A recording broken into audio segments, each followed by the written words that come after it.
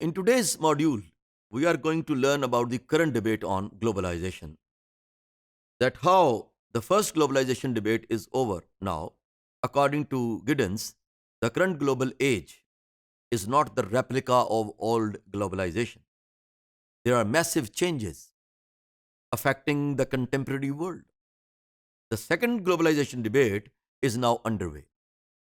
The current debate is not about whether globalization exists, rather, it is focused to explore what are the consequences of globalization that we earlier mentioned in our previous module. Although there are many ongoing protests against the effects of globalization, but these protesters are themselves part and parcel of globalizing processes because they use internet and social media to disseminate their messages. This corporate power and inequality is a major concern of protesters. It is claimed that expanding globalizing processes are producing a more unequal world. Does inequality come only from globalization? That is a question, an interesting question. Other sources of inequality that may be a corruption, the overextended power of states, technological development, demographic changes, disease, the spread of AIDS in Africa, and earlier, how this COVID 19 has really made an impact on the whole world. Three momentous changes have been identified by scholars as the point of origin of globalization as it exists today, and the debate remains centered on them. The emergence of the United States as the global power after the Second World War, when it emerged as a great democratic power with its capitalist bloc. The emergence of multinational corporations, the demise of the Soviet Union in 1991, and the end of the Cold War that is considered to be ended in 1971 in the first phase when the detente started, and then and after the disintegration of Soviet Union in 1991, it is considered that was the end of Cold War. But I believe it is still going on in different perspectives. What are the contemporary challenges when we see that current debate of globalization is going on?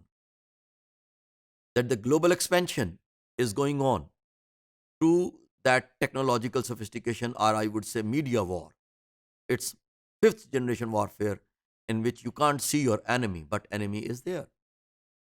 Increased immigration, but at the same time, there are different implications upon individuals that few individuals can go in every part of the world, and most part of the world individuals cannot go into that part. Those, the majority of the peoples are not allowed. They are not given visas to visit the developed worlds. But the individuals from developed worlds, they are supposed to go anywhere in any part of the world. So this is where inequality is all about. When they talk about free trade, they can't even give visas to the individuals from the developing world that they can have free trade as per their choices.